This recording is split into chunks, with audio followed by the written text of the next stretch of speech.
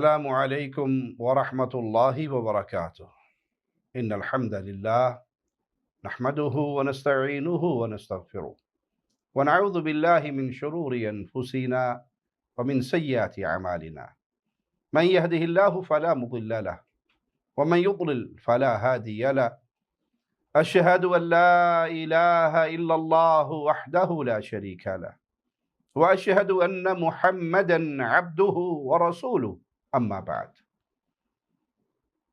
بعض گروہوں کا طریقہ واردات یہ ہوتا ہے کہ جھوٹ کو اتنا پھیلاتے ہیں، اتنی کثرت سے بولتے ہیں کہ عوام وہ جھوٹ سن سن کر اسے سچ مان لیتی ہے۔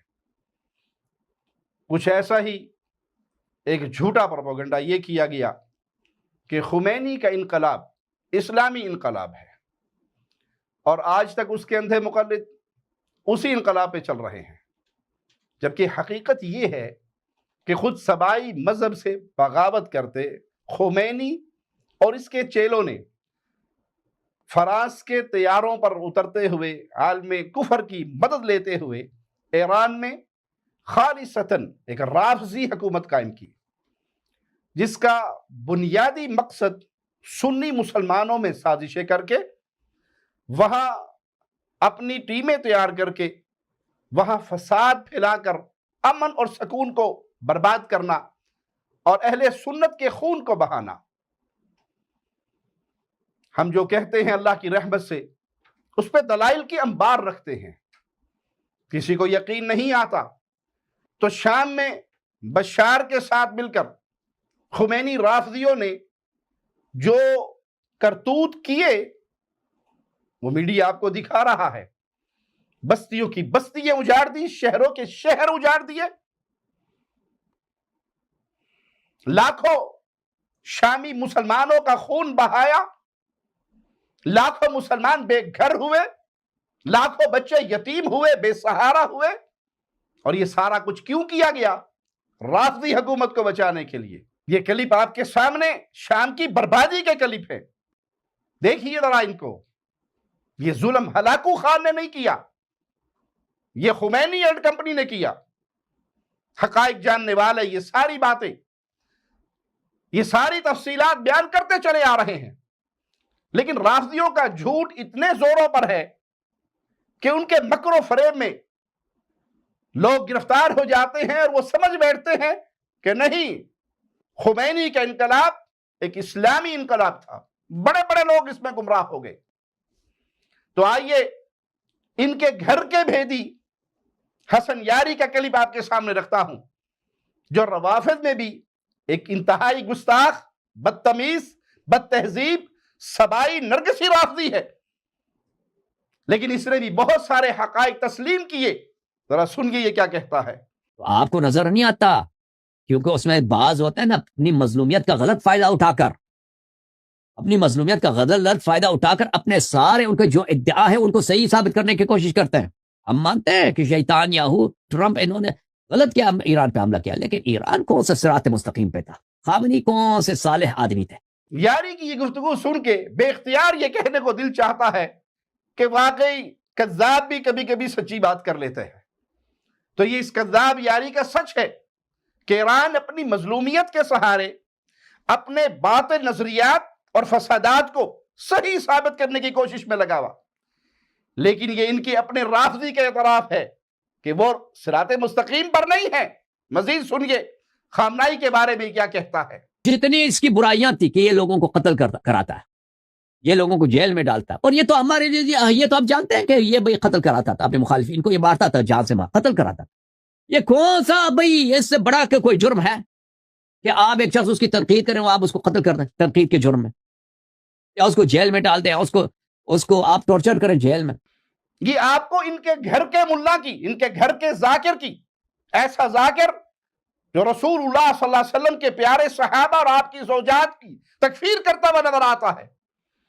اتنا بڑا گستاخ کہ نعوذ باللہ ثم نعوذ باللہ وہ کہتا ہے کہ ابو بکر اور عمر سے یہودیوں کے گھر میں پالا جانے والا کتا زیادہ افضل ہے۔ یہ اتنا بڑا کافر، یہ اتنا بڑا گستاخ، یہ اتنا بڑا خناس ہے، اپنے مذہب میں اتنا پختہ ہے۔ سبحان اللہ۔ والله إن الكفار أفضل من أبي بكر وعمر. أقسم بالله أمريكا، يهود، نتنياهو، أريل شارون أفضل آلاف مرة من أبي بكر وعمر. كلب أريل شارون، كلبه، ليس أريل شارون، أريل شارون عنده كلب، ذلك الكلب أفضل من أبي بكر وعمر آلاف مرة. وحدة الإسلامي لا جهنم، وحدة الإسلامي. لیکن جو گھر کی خبریں یہ دے رہا ہے وہ آپ کے سامنے رکھنا مقصود ہے کہ یہ کوئی اہل سنت کا فرد نہیں، یہ ان غالی رافضیوں کا سرگناہ ہے. لیکن یہ خامنائی کی حقیقت بیان کر رہا ہے کہ وہ اپنے مخالفین کو، اپنے اوپر تنقید کرنے والوں کو جیل میں ڈلواتا، ٹارچر کرواتا اور بالآخر انہیں قتل کر دیتا. ہم سوال کرتے ہیں ان ظالموں کے سامنے یہ کلپ رکھ کر جو آج پاک وطن میں بیٹھ کر فوج کو، وردی کو، فیلڈ مارشل کو، گورنمنٹ کو، وزیر اعظم کو گالیاں دے رہے ہیں اور ان کے خلاف بھونک رہے ہیں. مرد آباد، مرد آباد، مرد آباد. کس کا ڈر اور کس کا خوف ہے؟ مرد آباد، مرد آباد. جب آرمی چیف نے ان کے سامنے حقائق رکھے اور یہ بھڑک اٹھے، ایرانی ٹکڑوں پر پلنے والے ان کے اعلی کار جس برتن میں کھاتے ہیں، جس ملک کی خیرات سے فائدہ اٹھاتے ہیں، وہیں پر بیٹھ کر انہی کے بارے میں بھونکتے ہیں. وہ نام نہاد اعتدال کے چولے میں چھپا ہوا جواد نقوی ہو یا راجہ ناصر ہو یا شہنشاہ نقوی.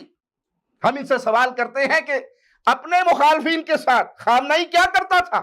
سوچو اگر تم خامنائی کے دیس میں ہوتے اور وہاں بیٹھ کر اس دیس کے خلاف، اس گورنمنٹ کے خلاف بولتے تو تمہارا انجام کیا ہوتا؟ یاری خامنائی کا باطل عقیدہ بیان کرتے ہوئے کیا کہتا ہے، ذرا سنیے. یا غلط ادعا کرے کہ مجھ سے بیعت کرنا رسول اللہ صلی اللہ علیہ وسلم سے بیعت کے مترادف ہے. اور بھائی اس سے بڑا بڑھ کر دین میں کوئی بدعت ہے کہ کہہ دے کہ میری ولایت فقیہ جو ہے وہ رسول اللہ صلی اللہ علیہ وسلم کی ولایت ہے، میری طاعت رسول صلی اللہ علیہ وسلم کی طاعت کے مساوی ہے. اب بتائیے اس بدبخت کا کس قدر یہ غلو تھا اپنے بارے میں کہ اپنی بیعت کو اور اپنی بات ماننے کو رسول اللہ صلی اللہ علیہ وسلم کی بیعت اور رسول اللہ صلی اللہ علیہ وسلم کی فرمانبرداری سمجھتا تھا. مزید سنیے کیا کہتا ہے. آج پزشکیان نے معذرت کیا نہیں کیا، سعودی عرب سے، کویت سے، امارات سے، سب سے معذرت کی. جی I'm sorry، پتہ نہیں تھا جی، ہمیں غلطی ہو گئی، حملہ کیا.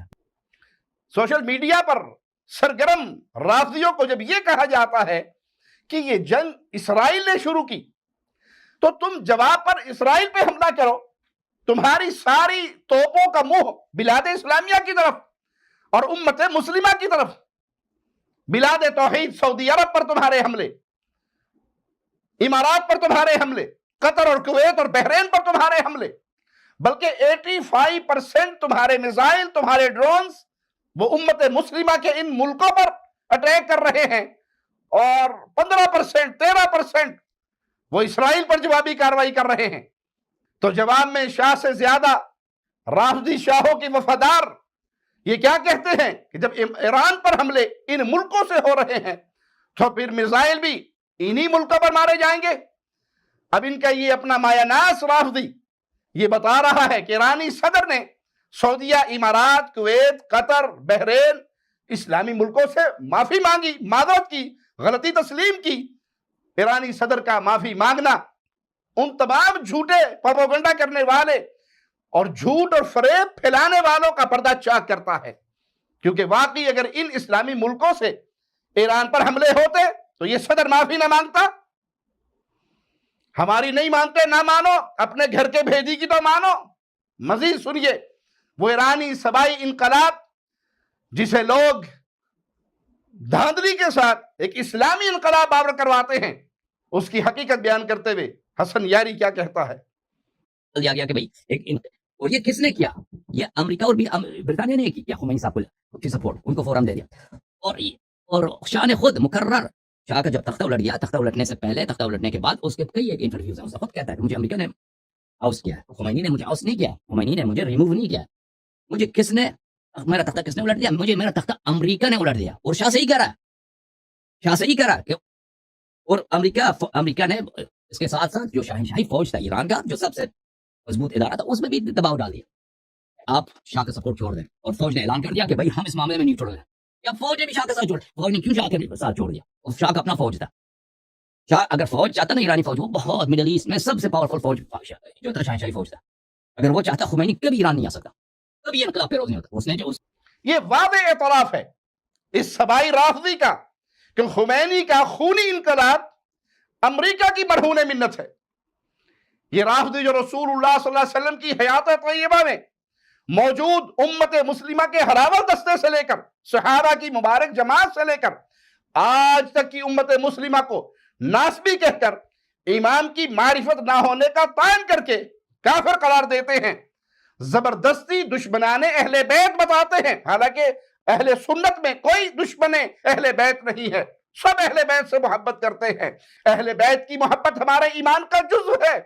ہم جس طرح ابو بکر، عمر، عثمان سے محبت کرتے ہیں، اسی طرح حیدر کرار سے محبت کرتے ہیں، اسی طرح رسول اللہ صلی اللہ علیہ وسلم کی ازواج امت کی ماں سے محبت کرتے ہیں، فاطمہ الزہرا سے محبت کرتے ہیں، حسنین کریمین سے محبت کرتے ہیں. ہماری اہل بیت اور صحابہ سے محبت ایک طرح کی محبت ہے. کیوں؟ یہ دونوں رسول اللہ کے تعلق والے ہیں اور ہماری محبت رسول اللہ کے ساتھ ہے. ہم صحابہ سے بھی پیار کرتے ہیں، اہل بیت سے بھی پیار کرتے ہیں. صحابہ کی ادنا سی گستاخی کو بھی ایمان کے منافی سمجھتے ہیں تو اہل بیت کی ادنا سی گستاخی کو بھی ایمان کے منافی سمجھتے ہیں. پھر یہ ظالم ناحق تکفیری اور خارجی ہونے کا اہل سنت پہ بہتان بھی تراشتے ہیں. دنیا کی معروف ترین تکفیری پارٹی داعش، ساری دنیا جانتی ہے تکفیریوں کے اس دور کے سرگنا رہے ہیں یہ لوگ. اس داعش کے اصل بانی کی کہانی اسی رافضی کی زبان سے سن لیجئے. یاری کیا کہتا ہے ذرا سنیے. بشار اسد کے خلاف جو مسلح تحریک چلی ہے، اس کے آغاز عرب نیشنلسٹ اور یا ماڈریٹ سنی گروپس تھے، ماڈریٹ تھے، داعش نہیں تھا. تو ہوا یہ کہ قاسم سلیمانی اس وقت دیکھیں پوری دنیا کس کے ساتھ تھا؟ پوری دنیا بشار اسد کے اپوزیشن کے ساتھ تھا.